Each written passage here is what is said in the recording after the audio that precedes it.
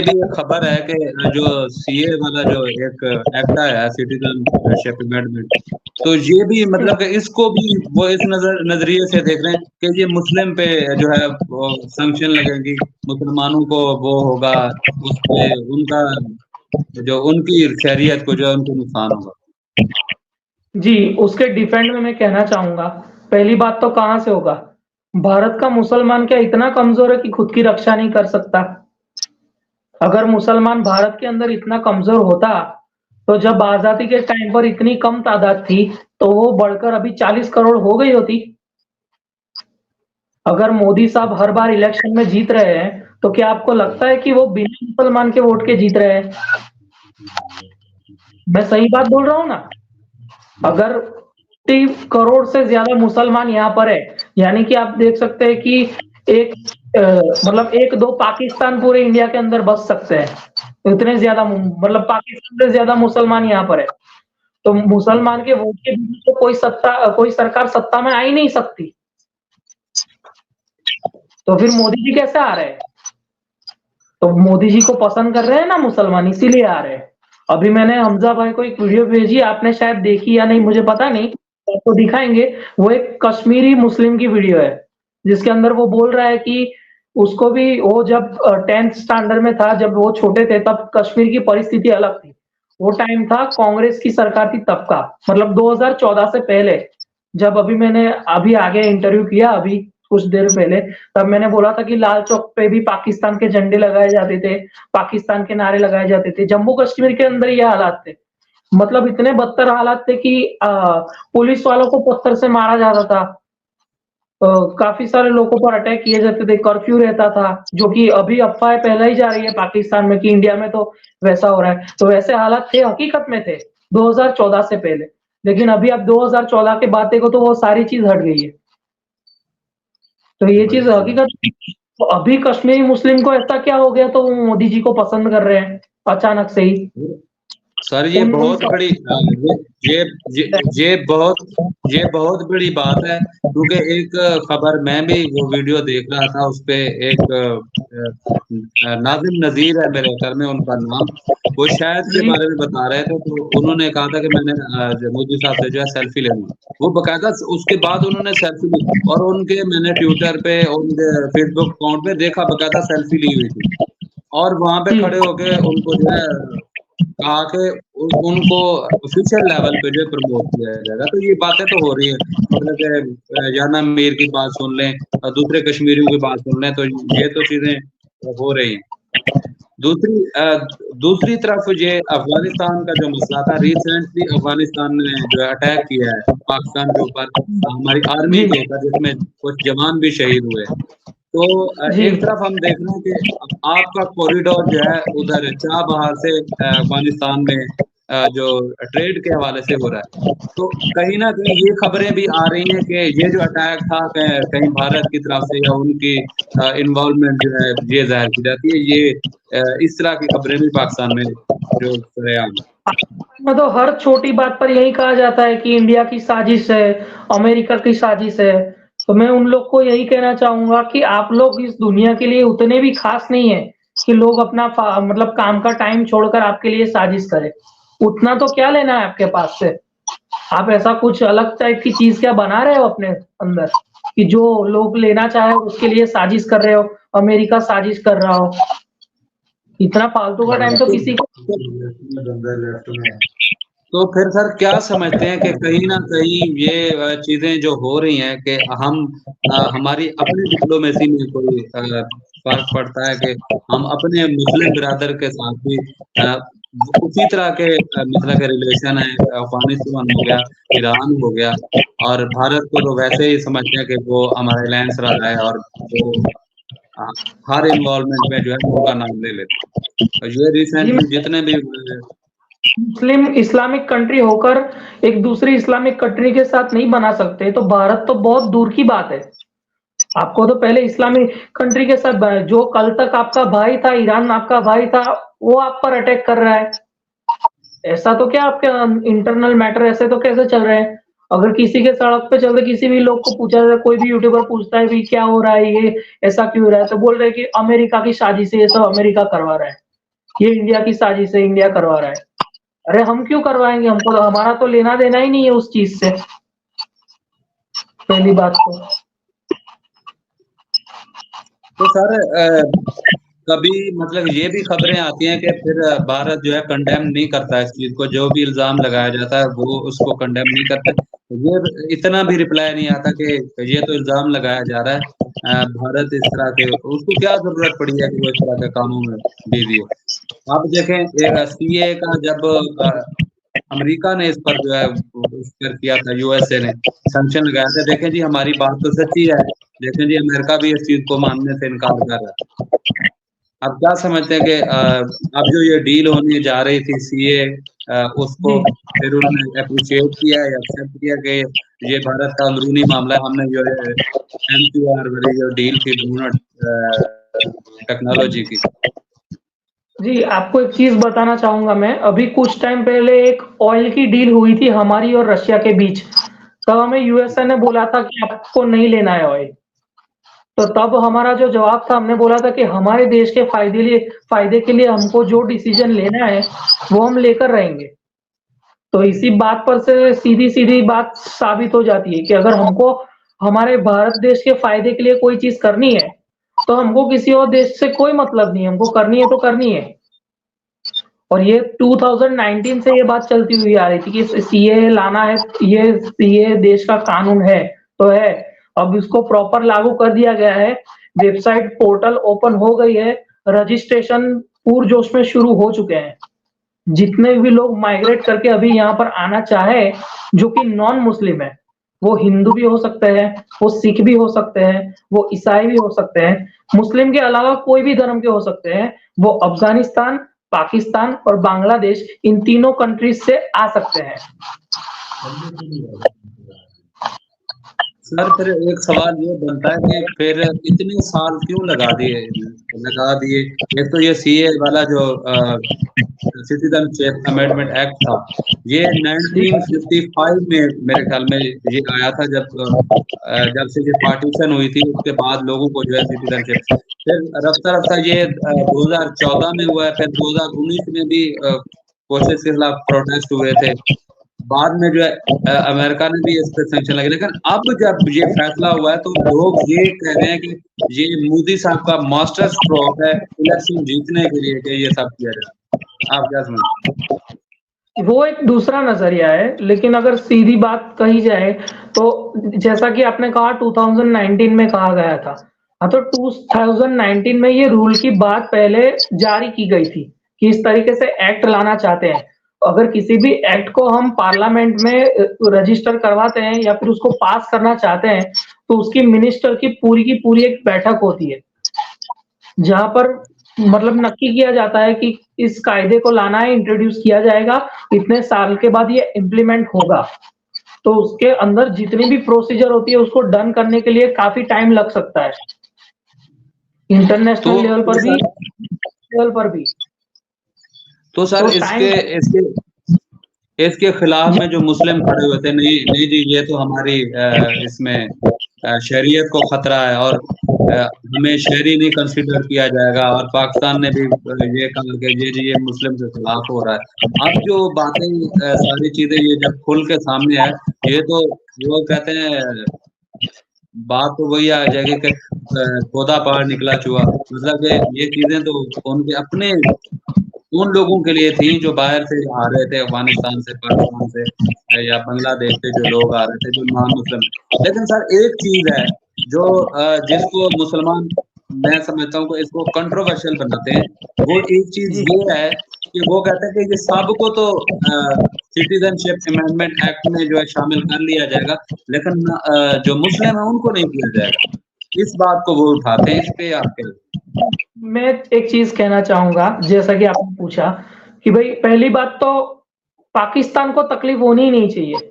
अगर पाकिस्तान को तकलीफ है कि हिंदू को वो लोग वहाँ पर इंडिया में बुला रहे हैं, ये कर रहे हैं, तो आपको हिंदुओं को पहले से अच्छे तरीके से रखना था।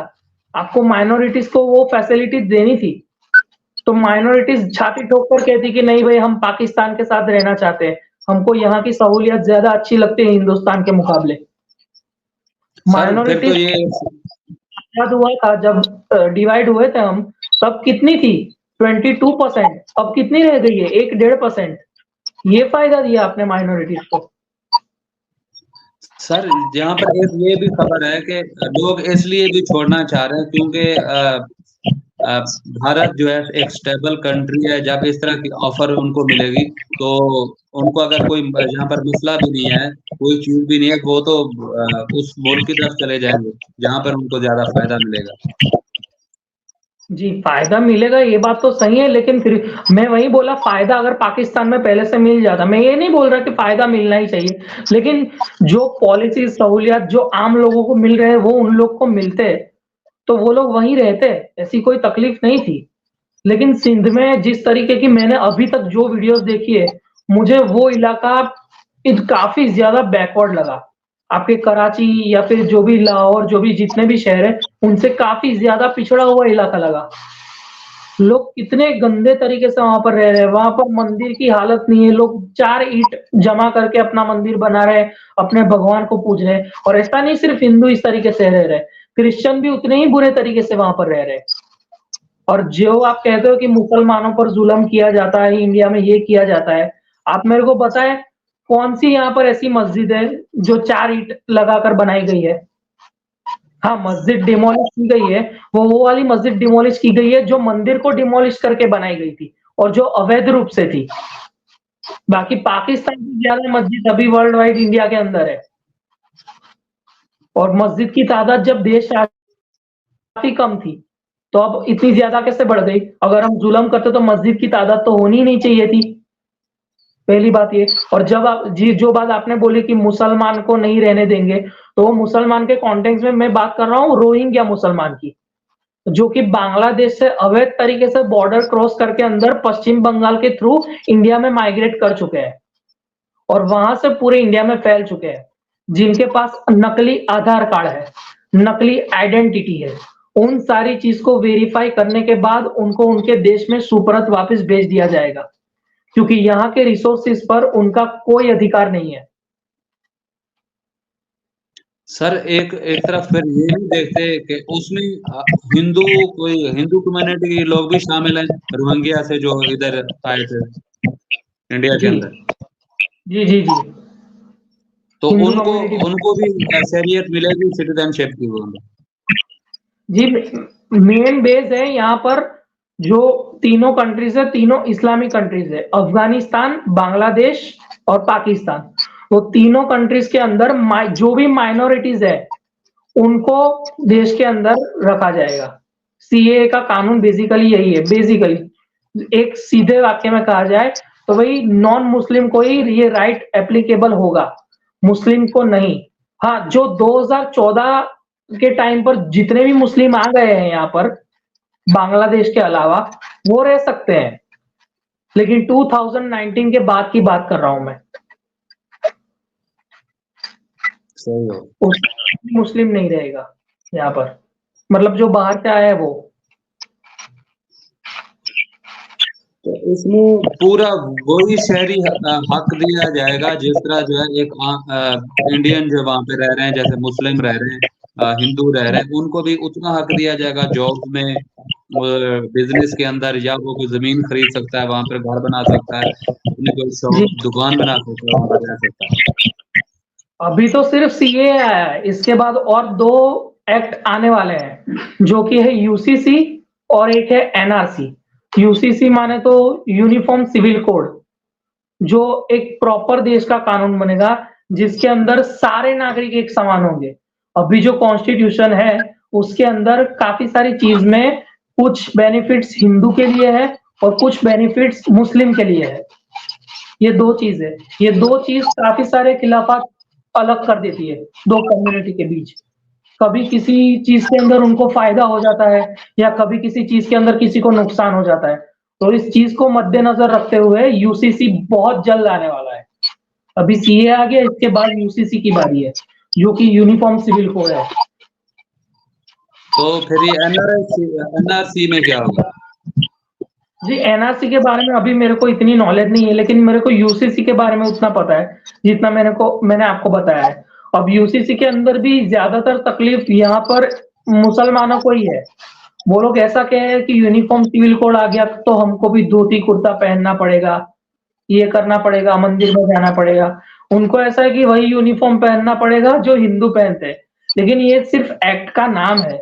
ये एक्ट का मतलब है कि सारे नागरिक जो भी भारत का इंसान जो भी भारत में रहने वाले हर एक भारतीय है, उनके लिए एक कानून, एक संविधान लागू पड़ेगा। अभी तक आपको शायद पता नहीं होगा, लेकिन हमारे देश के अंदर मुस्लिमों के लिए एक संस्था है वक्फ बोर्ड नाम की। आपको शायद पता नहीं होगा। तो वक्फ बोर्ड क्या करता है, अगर उन मुसलमानों को कोई भी जमीन चाहिए या फिर मस्जिद बनाने के लिए चाहिए या फिर अपना ईदगाह बनाने के लिए चाहिए, दरगाह बनाने के लिए चाहिए, तो वो उस चीज को डायरेक्टली क्लेम कर सकते हैं और उस चीज को इंडियन कॉन्स्टिट्यूशन डिफेंड नहीं कर सकता। अभी तक है, अभी भी ऐसा ही है।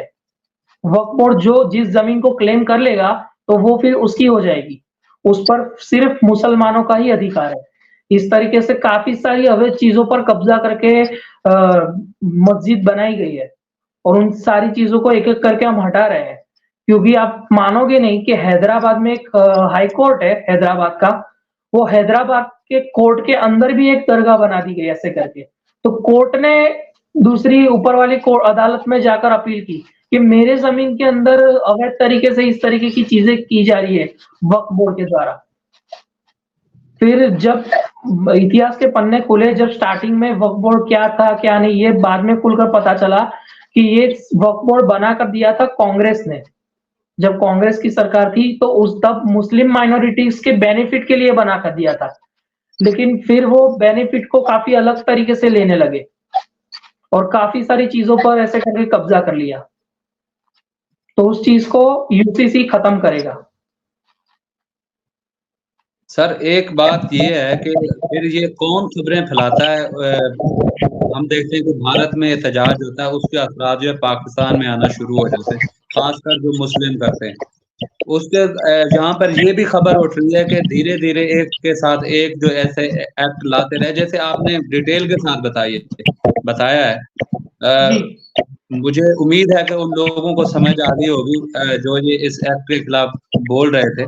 तो वो कह रहे कि इस एक्ट के साथ दूसरा जो एक्ट आप बता रहे थे, खसूसन एनआरसी का, तो उसमें कहते हैं कि मुसलमानों को कन्वर्ट कर दिया जाएगा, उनको कन्वर्ट कर दिया जाएगा उनको। जी जी, ऐसी खबरें भी जो है। जी जी, बोलिए बोलिए बोलिए, आप बोलिए। मतलब ऐसी खबरें जब भड़काते हैं तो ज़ाहिर सी बात है, जब एक मजहब के लिहाज से, वैसे तो ये इंसानियत का फर्क नहीं होना चाहिए। वो कहते हैं ये देख लें, मुसलमानों को जो है, मुस्लिम को अलग-अलग जो वो अपने अंदर जो है जम कर लेंगे। मतलब अपने जैसा ही वो बना लेंगे, ना वो इबादत कर सकेंगे, ना मस्जिद जा सकेंगे, ना वो ये सीए के बाद की बात कर रहा हूँ। ये जो एनआरसी या दूसरा एक्ट आप बता रहे कि इस तरह के बिल लाएँगे और पूरे भारत को जो है वो एक अखंड भारत बना देंगे, मतलब सिर्फ हिंदू का ही राज हो जाए। बात रही अखंड भारत की, तो वो तो अभी बहुत दूर का मामला है, उस पर मैं बाद में आता हूँ। लेकिन जो आपने कहा कि एक-एक करके एक्ट लाएँगे, ये कर देंगे, वो कर देंगे, तो मैं सीधी सी एक सिंपल सी बात करना चाहूँगा। कॉन्स्टिट्यूशन तो पाकिस्तान के अंदर भी है, बराबर? जी, जी। फिर भी के वहाँ उस चीज का निज़ाम देखा जाता है, जस्टिस किसी को मिलता है। लोग यही कहते हैं कि हम तो शरीयत से ही चलेंगे। मैं सही बोल रहा हूँ कि नहीं? तो मेरे को बताओ आप, जो भी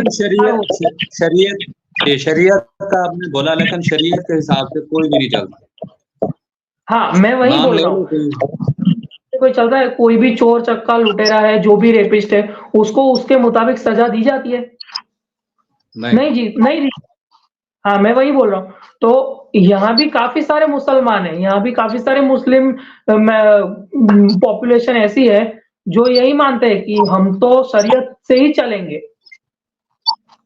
तो मैं उन सारे लोगों को कहना चाहूँगा, तो पहली बात कि भई सेक्युलर कंट्री के हिसाब से अगर आपको रहना है, तो आपको कॉन्स्टिट्यूशन यानी कि भारत का संविधान फॉलो करना ही पड़ेगा। और भारत के संविधान के पहले ही पेज पर भगवान श्री राम का चित्र है और इस संविधान को बाबा भीमराव अंबेडकर ने लिखा था। तो उस संविधान से अगर रहना चाहोगे, उस संविधान से चलोगे तो आपको कोई तकलीफ नहीं होगी।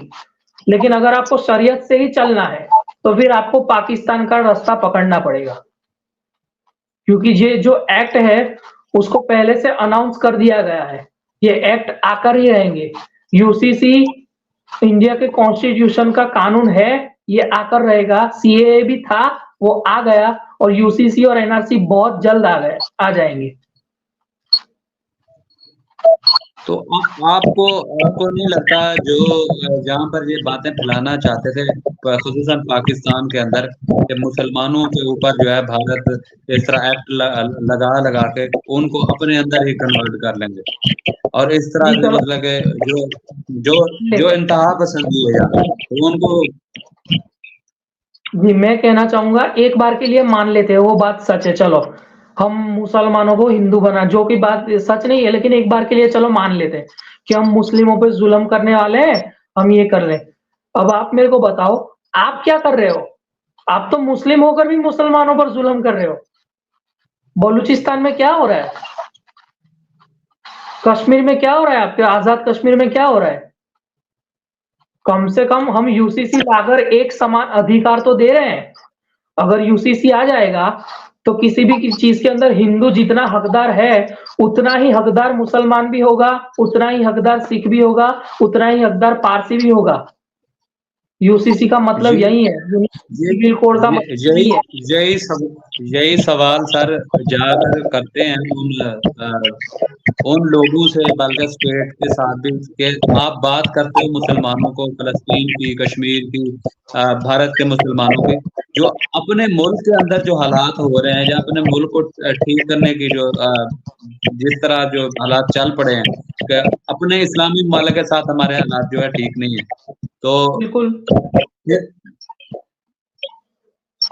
हर मुल्क के साथ अगर बिगाड़ के बैठ गए तो वो उनका मसला है, उनके मुल्क के आप जिस तरह बोल रहे थे कि संविधान है, उनका कानून है, तो जाहिर सी बात है उस असेंबली के अंदर जो हम तो असेंबली बोलते हैं ना, पार्लियामेंट के अंदर जो बैठ के जो लोग कानून बनाते हैं उसमें मुसलमान भी तो शामिल होते हैं, जी जी। कि मुसलमानों को एक साइड पे रख के फिर कानून बनाया जाता है। आपका कहा जाता है इस्लामी जमहूरिया पाकिस्तान कहा जाता है आपका, और यहाँ पर बात की जाए तो यहाँ पर तो भाई संविधान से ही चलेगा। अगर शरीयत से चलना है तो उनको फिर रास्ता हम दिखा देंगे, कानून की गोली उनको रास्ता दिखा देगी, क्योंकि कॉन्स्टिट्यूशन ये आपको मानना है कि भाई ये सेक्युलर कंट्री है, आपको जिंदा दिली से जीना है, क्योंकि यहाँ पर सारे मजहब के लोग पाए जाते हैं। ऐसा नहीं है कि मुस्लिम यहाँ पर सिर्फ खास हो गए, हिंदू यहाँ पर खास हो गए मेजोरिटी में, इसलिए ऐसा बिल्कुल भी नहीं है। यहाँ पर देश के संसाधनों का अधिकार जितना हिंदू का है उतना ही मुसलमान का भी है, ये देश उतना ही सिख का भी है, ये देश उतना ही पारसी का है। इस देश के जो भी नागरिक है, ये देश उन सबका है, तो उन सबके लिए कानून भी एक ही होगा। ये बात है।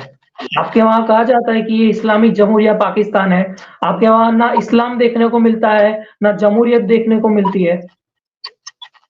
शरीयत के हिसाब से जो चोर होता है, चोरी करता है, उसके हाथ काट दिए जाते हैं। तो मैंने नहीं हाँ, देखा कि कितने बगैर हाथों के। अगर ये शरीयत वाला कानून पाकिस्तान में फॉलो हो ना तो आधी बीमारियां तो पाकिस्तान की वैसे ही दूर हो जाएगी। मैं सही बोल रहा हूँ। सही अगर बात आपको है। पक्का इस्लाम को फॉलो करना है तो आप शरीयत ला दो, उसमें कोई प्रॉब्लम नहीं है। तो पाकिस्तान धीरे धीरे करके गलत लोगों से ऐसे ही साफ हो जाएगा, एकदम परफेक्ट बन जाएगा। लेकिन आप ना शरीयत सिर्फ बोलने के लिए शरीयत चाहते हो, फलस्तीन के लिए आवाज उठानी है तो क्या करोगे? रैली निकाल देंगे, जुलूस निकाल देंगे। कश्मीर के लिए आवाज उठानी है तो जुलूस निकाल देंगे। फिर बोलते हैं कि पेट्रोल के दाम गवर्नमेंट बढ़ा रही है। तब जब चीजों को नुकसान करोगे, आप गवर्नमेंट प्रॉपर्टी को नुकसान करोगे। अभी जब तो आपके जो लीडर थे खान साहब जिसे आप कहते हैं, इमरान खान, उनको पकड़ा गया था, तब वहां की पब्लिक ने क्या हाल कर दिया था देश का, कितनी धमाल की थी। पोस्टर जलाए गए थे, बाकायदा पुलिस वालों को भगाया था, उनकी कॉस्ट्यूम निकाली गई थी, मैंने वीडियोस देखे थे। तो जब वहां के नागरिक ऐसा कर रहे हो और वो लोग बोल रहे शरीयत क्या ऐसी होती है? अगर शरीयत से अच्छा, चलते तो आधा पाकिस्तान तो ये ऐसे ही साफ होता। एक खबर जहाँ पे ये भी चलती है कि भारत को जो है शरीयत से मसला होता है या शरीयत के आने से वो मैंने एक सवाल किया था कि फिर अफगानिस्तान के साथ उनके ताल्लुकात क्यों अच्छे हैं? वहां पे तो वो इस्लामी तरीके से चलते हैं, इस्लाम के मुताबिक वो सारा कुछ करते हैं, लेकिन उनके साथ ताल्लुकात अच्छे हैं उनके बानिस्बत पाकिस्तान के, क्योंकि वो पाकिस्तान पे अटैक भी कर रहे हैं, पाकिस्तान पे वो ट्रेड भी नहीं करना चाहते, हालात भी ठीक नहीं करना चाहते। तो पाकिस्तान ने हरकत भी तो वैसी की ना, पाकिस्तान ने कितना लोगों को मारकर वहां से भगा दिया। अफगानी रेफ्यूजीज कितने टाइम से रह रहे थे वहां पर। यही यही तो सवाल जी जी बोलिए बोलिए। यही तो सवाल हमने किया है कि जिस तरह भारत जो है एक सीए का जो एक्ट लेके आया था अब शहरियत देने के, तो हम वो उन लोगों को भी तो दे सकते थे ना, कि वो 40 साल से रह रहे थे, 20 साल से रह रहे थे, कोई कोई तो नस्लें जवान हो गई थी, यहाँ पैदा भी यही हुए, उनके बच्चे हो गए यहाँ पे, उनको देना चाहिए था, उनको हक देना चाहिए था। तो ये चीजें जो थी मैंने एक चीज कि देना चाहिए, ये बात आपकी सही है, लेकिन वो बाकायदा तौर तरीके से यहाँ पर आए होते तो वो लोग बॉर्डर के जरिए माइग्रेट करके यहाँ पर आए हैं और यहाँ पर फैल गए। हमने पाकिस्तान के वीजा पर बैन क्यों लगाया है? पाकिस्तानी अभी यहाँ पर क्यों नहीं आ सकते? क्योंकि पहले आए थे और जो लोग आए थे वो यहाँ पर भी खो गए, यहाँ पर आकर वैसे ही खो गए, वो वापस गए ही नहीं पाकिस्तान, वो अभी भी इंडिया के अंदर ही है। तो जब ऐसी चीज होती है हमारे देश के अंदर, बाहर के लोग आकर यहाँ पर रहने लगते हैं, यहाँ का खाना खाने लगते हैं, यहाँ पर अराजकता फैलाते हैं, फिर उन लोगों का तो हमको काम ही नहीं है। मैंने जो रोहिंग्या मुसलमानों की बात आपको बताई वो यही है कि वो लोग अवैध तरीके से यहाँ पर आए थे। जो पश्चिम बंगाल का बॉर्डर है वो बांग्लादेश के नजदीक है, जुड़कर है, उससे जुड़कर वो वहां से वो लोग बॉर्डर के जरिए यहाँ पर आए हैं और यहाँ से पूरे इंडिया में फैल गए हैं। आपको शायद पता नहीं होगा, लेकिन दिल्ली के अंदर भी काफी ज्यादा पॉपुलेशन रोहिंग्या मुसलमानों की है और गवर्नमेंट जो है, कुछ चुनिंदा गवर्नमेंट, वो उनको सपोर्ट भी करती है कुछ चंद वोटों के लिए। तो उस चीज को हम बर्दाश्त नहीं कर सकते। देखें देखें सर, कोई भी कंट्री हो ना, जो बंदा इलीगल तरीके से आ जाए या वो रहे, कोई भी उसको नहीं करता, वो पाकिस्तान हो चाहे भारत हो, अफगानिस्तान हो, पूरी दुनिया इसको जो है सैंक्शन लगाती है। जो अच्छे तरीके से आए वो अच्छी बात है, मतलब कि ये एक अच्छी चीज है, लेकिन जैसे इस बिल पे जो है लोगों का नजरिया था खसूसन पाकिस्तान के अंदर कि ये मुस्लिम के खिलाफ है, वो आ गया बिल में। अब लोगों के अंदर अवेयरनेस हुई है, वो भी सोशल मीडिया के थ्रू, क्योंकि ऐसे तो नहीं पता, एक पहले खबरें आती थी कि इंडिया ने ये कर दिया, वो सारे उसके पीछे लग जाते हैं, हाँ जी ये सही हो गया होगा। अब लोगों ने उसको छानबीन करना शुरू कर दिए, लोगों ने पूछना शुरू कर दिया कि ये खबर गलत है सही है। अब मुसलमानों ने भी बताना शुरू कर दिया है, वहां के खुद मुसलमानों ने अपने मुंह से कहना शुरू कर दिया कि भाई ये चीज ऐसे नहीं है, ये ऐसे है, आप गलत कह रहे हो, आप इसको गलत। आप कहते हैं कि वो जो दो एक एनआरसी का जो बिल अभी रहता है, एक्ट जो है, वो भी इसी तरह का है कि उसमें भी ये सिर्फ खाली प्रोपेगेंडा फैलाया गया कि ये बिल आया और इसके बाद मजीद बिल आने, जैसे मुसलमानों की जो शरीयत है उनको वो होगा, नुकसान होगा। बहुत काफी हद तक सर मेरी क्लेरिफिकेशन जो है वो जो मैं चाहता था वो मुझे इस सवालों का जवाब जो है मिल चुका है। आपका बहुत बहुत शुक्रिया। एक तो आप क्लियर बात करते हैं, बात को क्लेरिफिकेशन पे करते हैं। इस चीज को जब हम अपने मुल्क में शेयर करते हैं तो हमें बोला जाता है, या तो गद्दारी का टैग लगाया जाता है कि खसूसन मेरे ऊपर कि ये जो है बलूचिस्तान से है, ये तो ऐसी बात करेगा। तो इस तरह की दूसरी तरफ से मायूसी तब होती है जब भारत से भी ऐसी अफवाहें आती हैं, बातें आती हैं कि ये यूट्यूबर जो है अपने मिशन पे चले हैं, जिस तरह के वो अपने व्यूज रखते हैं। आपने इस पर भी मुझे क्लेरिफिकेशन बता दी कि नहीं ऐसे होता है, नेगेटिविटी भी मतलब कि आपके ऊपर ब्लेम रखते हैं। जैसे जिंदगी का दौर है, अच्छा कभी बुरा, कभी बहुत अच्छा कभी बहुत बुरा, ये इंटरनेट की दुनिया भी कुछ ऐसी ही है। कुछ लोग टॉक्सिक रहेंगे, जो लोग हमेशा ऐसे कमेंट करते ही रहेंगे। आपको बस आप आपकी ऑडियंस एक बार आ गई जो आपको पसंद करने वाली होगी, तो वो आपके वीडियोस देखेगी। क्योंकि आपको वो अच्छे से पहचानेगी कि ये इंसान है जो हक की बात करता है, जो सही बात करता है और हमको वही देखनी है। आपको लोग ऐसे ही पसंद करते हैं। और कुछ लोग वैसे कुछ पार्ट ऑडियंस का वो होगा ही, जो आप कुछ नेगेटिविटी फैलाने के लिए आएँगे आपके कमेंट सेक्शन में। वो गंदगी फैलाने के लिए आएँगे। ये उस तरफ से भी हो सकते हैं, इस तरफ से भी हो सकते हैं, लेकिन आपको ऐसा मानना है कि ये लोग किसी भी तरफ से नहीं है। आपको जो लोग आपको सराहते हैं, जो लोग आपको अच्छा मानते हैं, जितने भी लोग आपको पसंद करते हैं, उनके लिए आपको वीडियोस बनाते ही रहना है। सही बात है। ये नहीं कि मायूसी सिर्फ उस तरफ से आती है, इस तरफ से भी मतलब कि बराबर के हिस्सेदार हैं जो ये कहते हैं कि इनका मिशन कुछ और है, ये कुछ और चाहते हैं। हमारा मकसद यही है कि आम लोग जो पिस रहे हैं, बिल्कुल। जो जिनकी जिंदगी इफेक्ट होती है, कंट्रीज तो मुल्क जो है वो तो नहीं देखते। जो पॉलिटिशियन होते हैं, डिप्लोमेट जो बैठे होते हैं, वो अपने मुल्क का ही फायदा सोचते हैं, लेकिन वो जब कहते हैं कि आपके पॉलिटिशियन आपकी जो जिनको आपने ऊपर लेके आए हैं, जिनको आपने चुना है, हमने उनकी बात सुनी है, आपकी वैल्यू खत्म, लेकिन इफेक्ट जो होता है वो आम तबका हो रहा है निचला, जिसको महंगाई से देखें, एलीट क्लास को कोई फर्क नहीं पड़ता।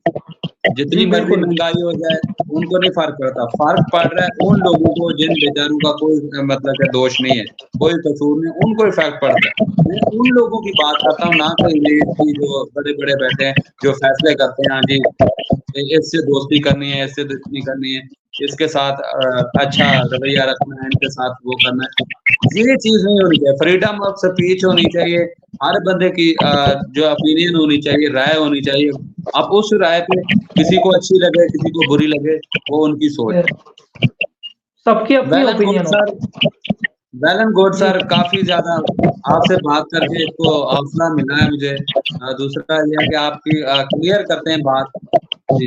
जी, बोलिए, बोलिए। लास्ट मेरी रह गई थी, मैं कहना चाहूँगा, जो भी आपने बोला, मैंने बोला बाद में रोहिंग्या मुसलमान का, जो लोग कह रहे हैं कि भई ये गलत हो रहा है उनके साथ, तो मैं उनको उतना ही कहना चाहूँगा कि अगर इतने साल से वो लोग रह रहे हैं, तो अगर उनके पास से पुख्ता डॉक्यूमेंट्स मिलते हैं कि हाँ, वो भारत के नागरिक है, उनके पास से आइडेंटिटी कार्ड यहाँ का मिलता है, अगर आधार कार्ड मिलता है, अगर वोटर आईडी मिलता है उनके हक का कि हाँ, वो यहाँ के हैं, तो हमको कोई प्रॉब्लम नहीं है।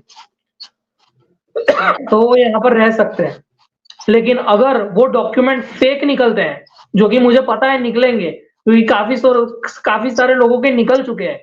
नकली आधार कार्ड काफ़ी सारे लोगों के बरामद हो चुके हैं। तो वैसा होगा तो उनको वापस भेज दिया जाएगा। बस सही यही। हो गया। जी। बहुत शुक्रिया सर जी, काफ़ी क्लेरिफिकेशन हुई है।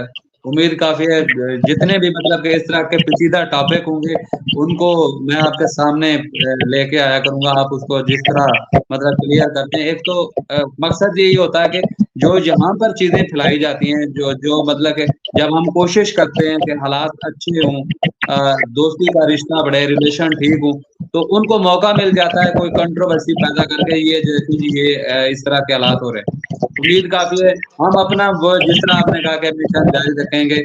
जिन लोगों जी। को जो अच्छे हैं वो इसको एक्सेप्ट करेंगे, लोगों की अपनी राय है जिस तरह जो है वो इस चीज़ को देखते हैं। बहुत शुक्रिया सर, बहुत-बहुत शुक्रिया। जय हिंद। जी।